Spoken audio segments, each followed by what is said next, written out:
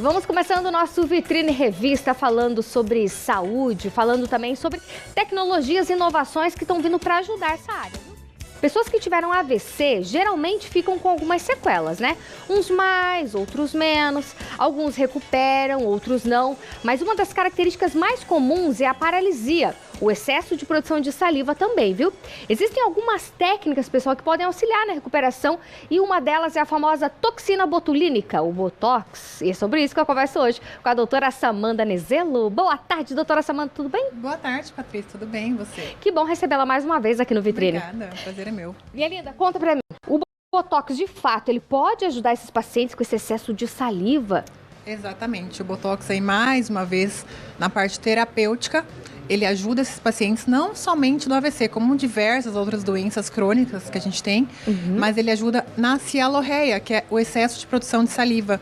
Então, esse Botox é aplicado nas glândulas salivares, causando aí a paralisação dessa musculatura, né, de duas das glândulas salivares. A gente tem três principais, então duas delas que são as glândulas submandibulares e as parótidas, elas são responsáveis por 80% da produção de saliva. Então o paciente ainda fica com 20% de produção para não causar boca seca, né? E tem essa melhora desse quadro de sequela do AVC.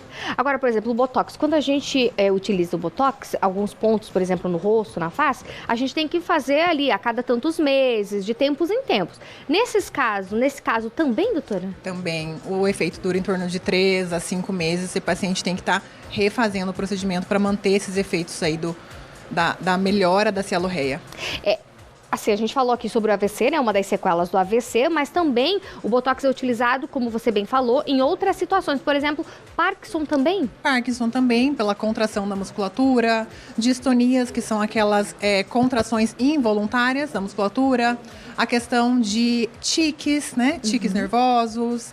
Também, quando a pessoa tem espasmos, também é utilizado. Pessoas com paralisia cerebral, também é utilizado a toxina botulínica no tratamento. Então, aí são uma infinidade de processos que a gente pode melhorar com a toxina. Enxaqueca, bruxismo, né, que são mais comuns, que a gente vê no dia a dia também. No caso, por exemplo, do bruxismo e da enxaqueca, que são bem comuns do dia a dia, onde que são esses pontos, por exemplo, do Botox? Do bruxismo são no músculo nosso masseter, né? E também no temporal, realizado sempre por um profissional dentista, né, que é o profissional habilitado para essa região. Assim como também o Botox para a cialorreia também deve ser realizado por um profissional dentista e realizado o procedimento com ultrassom guiado, né, para ter certeza que vai aplicar na glândula salivar, para não ter nenhum contratempo aí, nenhum efeito colateral indesejado. Porque a gente observa, por exemplo, que no caso do Botox, a gente utiliza na face, que é para paralisar, né, a face, e no AVC, geralmente o pessoal já tem uma parte da face que paralisa. Sim. E daí, como é que fica essa questão do Botox e essa paralisia? A gente faz a compensação dessa paralisação muscular, né? Por ter uma paralisação da face, então não é possível fazer a deglutição da saliva de forma adequada. Então a gente paralisando a glândula, que também é um músculo, então a gente acaba fazendo a redução de produção de saliva e melhora essa condição do paciente. Olha só, gente, e a gente pensando que o Botox é só para estética, né? Mas você veja só, para tantos fins terapêuticos, né? De fato, porque Exatamente. Teve alguns dias que a doutora esteve aqui com a gente falou do efeito Botox da Barbie, né? Isso. Que tem ali um certo ponto de fim terapêutico, mas que estavam usando isso de forma exacerbada e errada também, né, doutora? Exatamente. Mas o Botox vai muito além disso. Vai muito além. Inicialmente, ele já foi produzido para uma forma terapêutica, né? Veio para a estética muito depois. E, claro, a gente tem inúmeros benefícios para a estética, mas terapêuticos, o leque é muito maior. Tá, no caso, por exemplo, do Parkinson, que você bem falava com a gente, onde que é a aplicação mesmo, doutora? Aí depende de onde o paciente tem esses espasmos, né? Essas contrações. Tem paciente, por exemplo, que é o tremor das mãos.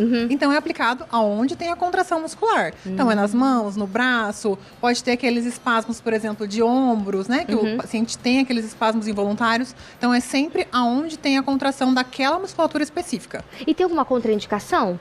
Nenhuma. Nenhuma. A não ser um paciente que tem uma doença autoimune, né? Que o corpo produz anticorpos contra ele mesmo. Aí tem que ser avaliado essa aplicação. Mas, no geral, ele só traz benefícios. O importante é assim, o paciente, né, que sofreu AVC ou paciente de outras doenças que nós citamos aqui ou de outras situações, né? Como é o caso do bruxismo, enfim, pessoa que sofre com enxaqueca, o ideal é sempre passar por uma avaliação médica antes. Sempre uma avaliação médica. No caso desses pacientes com AVC, com sequelas de Parkinson, paralisia cerebral, é sempre um médico neurologista, né? Então, sempre um médico especialista na área que ele está procurando.